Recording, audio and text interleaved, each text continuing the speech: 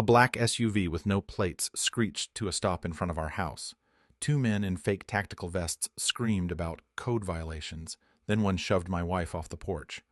Blood, screams, and a smirk that lit a fire in my chest. But what happened next will shock even those who thought they'd seen everything. But first, let's go back to the beginning. The silence afterward was unnatural. Not the kind that settles over a neighborhood on a lazy Saturday, but the kind that follows an explosion. Sharp, charged, breathless. Carrie trembled in my arms, her breath shallow, her body tense like she was trying not to cry. Blood from her elbow smeared across my shirt as I held her close, shielding her from the men who still stood there like they owned the ground beneath them. They didn't move. They didn't apologize. They just watched. One of them, the shorter one with the buzz cut, tilted his head and gave me a lazy grin, like this was funny to him. Like we were the ones in the wrong. I looked into Carrie's eyes and saw more than pain. I saw the disbelief, the betrayal of safety shattered on our own front lawn. This wasn't just about some stairs or fake authority. This was an invasion. And they did it in daylight. No masks, no shame. I set her gently on the porch, my back to them now. That was a calculated risk, but I needed her to see my eyes, to know that I had her, that she was safe. "Mark," she whispered, gripping my wrist. "Don't, please." But I was already standing. The taller one took a step forward, one hand resting on the butt of something holstered at his side. Not a gun, looked like a baton. Civilian grade, expandable, the kind used to intimidate, not protect.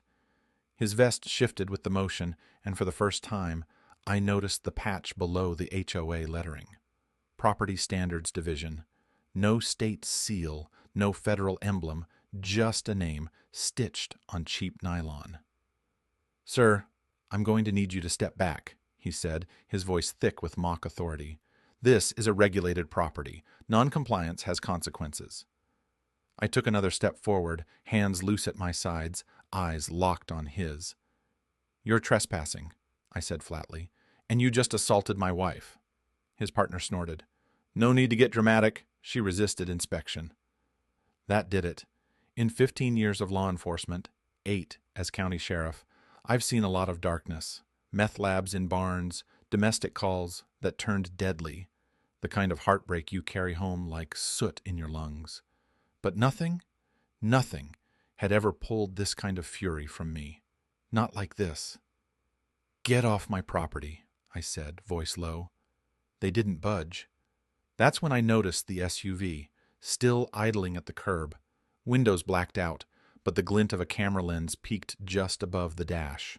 Recording. This was orchestrated. I turned my gaze back to them. "You don't have jurisdiction here," I said. "This isn't an HOA neighborhood, and even if it was, you'd still be breaking about a dozen state and federal statutes." Buzzcut laughed. "We enforce deed compliance across regional sectors. This block falls under Sector 4B. It's all on file." "There is no Sector 4B, I snapped. And there wasn't. I knew this neighborhood, knew every boundary line, every zoning code, every inch of municipal law governing it. I'd signed off on most of it myself. This was my turf, my home. That's when I realized they didn't care. This wasn't about law. This was about control, power taken by force, hidden behind the facade of process and acronyms and fear. They were banking on intimidation, on people not knowing their rights, not asking questions. They had no idea who they were standing in front of. I took one final step toward them, standing between them and my wife, between them and our home. "I'm going to say this one more time," I said. "Get off my property. Now." Buzzcut hesitated. The tall one looked at the SUV, a flicker of uncertainty. They hadn't planned for resistance. Not real resistance. Then he turned and nodded to his partner. Without a word, they backed off, slow, like they were still in control. But I saw the shift, the crack in their performance. And when they climbed back into that SUV and drove off, I memorized the sound of those tires grinding against my pavement. Because this wasn't over. They'd made a mistake.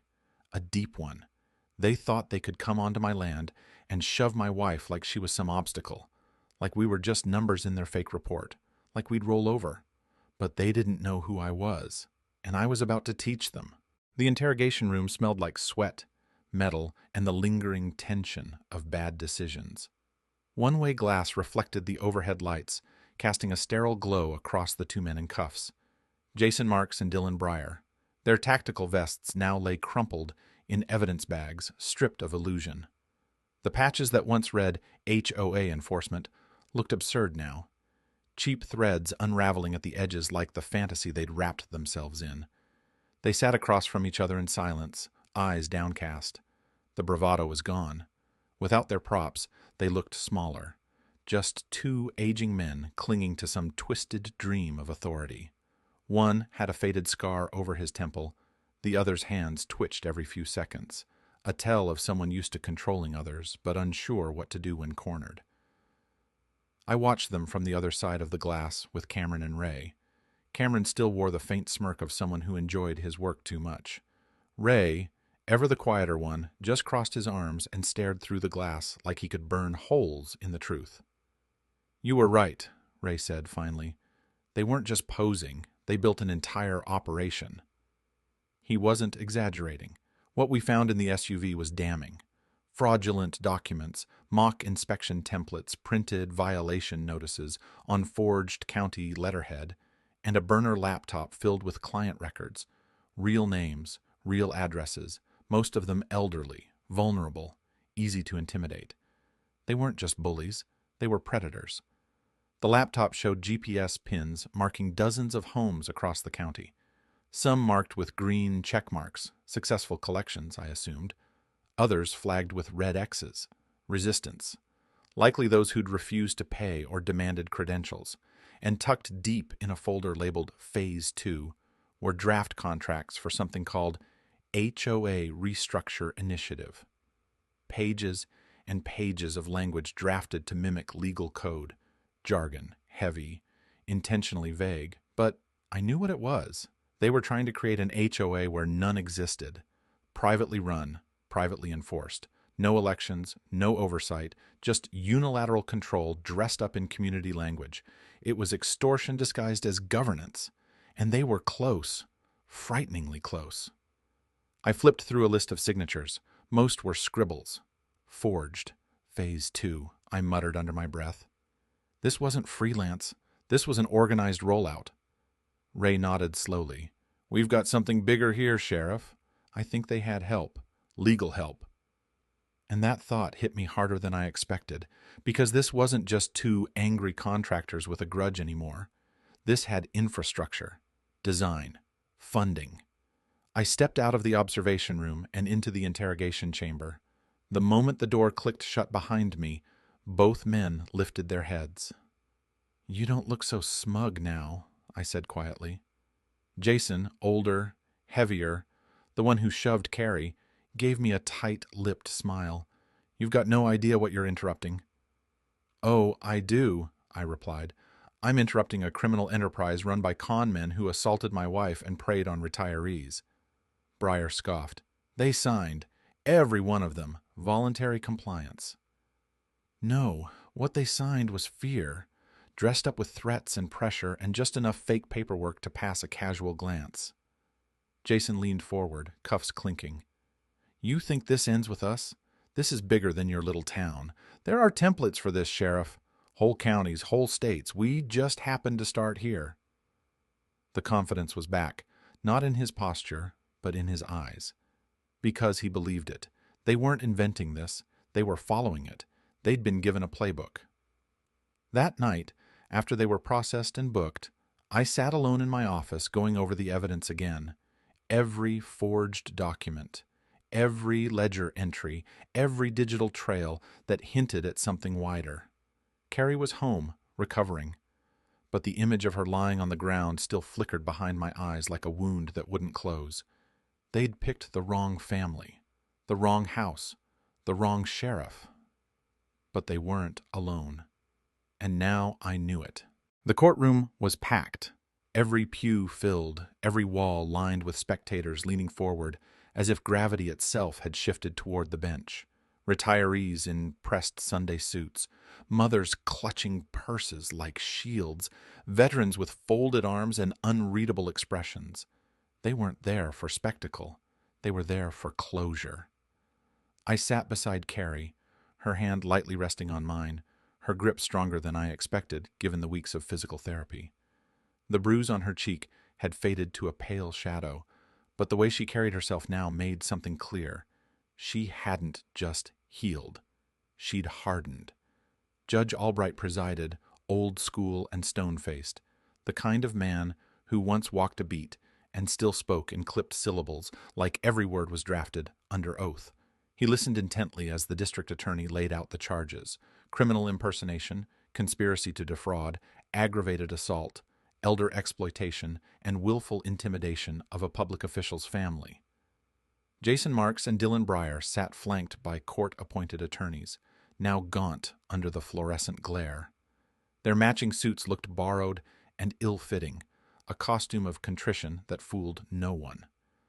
When the DA called Carrie to the stand, you could feel the oxygen leave the room.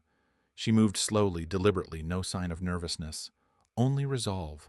Sworn in, she met the eyes of both defendants without flinching. "I remember the exact moment I stopped feeling afraid," she said. Her voice didn't tremble. "It was when I hit the ground, when I realized what kind of men these were. Not professionals, not officers, just cowards with badges they printed at home. No interruptions, no objections, just silence. They told me I violated a code," she continued, "but the only thing I violated was their illusion of power. I asked questions. I didn't comply. That's all it took." Carrie wasn't angry. She was exact. Her testimony didn't just expose what they'd done. It made a point of showing how they did it. The manipulation, the rehearsed language, the intimidation designed not to provoke violence, but to extract obedience. It was psychological extortion, masked as municipal order. The prosecution introduced more than a dozen witness statements, residents who'd been pressured into paying compliance fines with no receipts. One man, 82, had handed over nearly $6,000 in driveway surface violation fees after they threatened to escalate to state code enforcement. Another woman showed photos of the men barging into her backyard, pointing at a swing set and claiming it was a safety hazard. Her granddaughter had been playing on it minutes before. "This was more than a scam," the DA said. "It was a system of fear, built on fake authority and enforced through actual violence." The defense tried to spin a story of misunderstanding.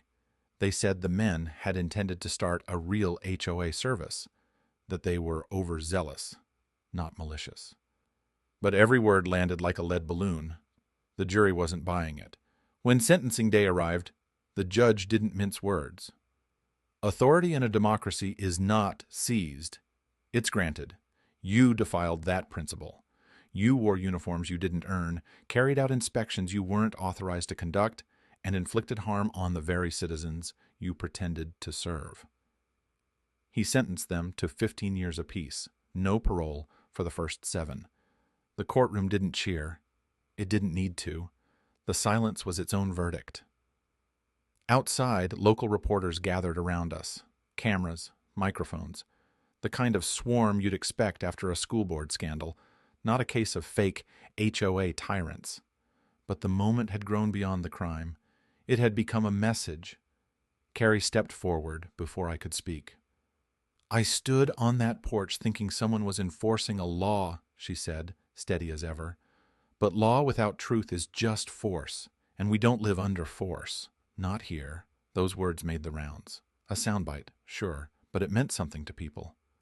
Later that night, back home, I found her staring at the same porch steps where it all began. She traced the new handrail I'd installed, fingers grazing the varnish like reading braille from a chapter now closed. "I wasn't just their victim," she said quietly. "I was their lesson." And she was right. Justice hadn't whispered that week. It had spoken with clarity, finality, and from now on, anyone who came into our county wearing a badge better be damn sure they earned it.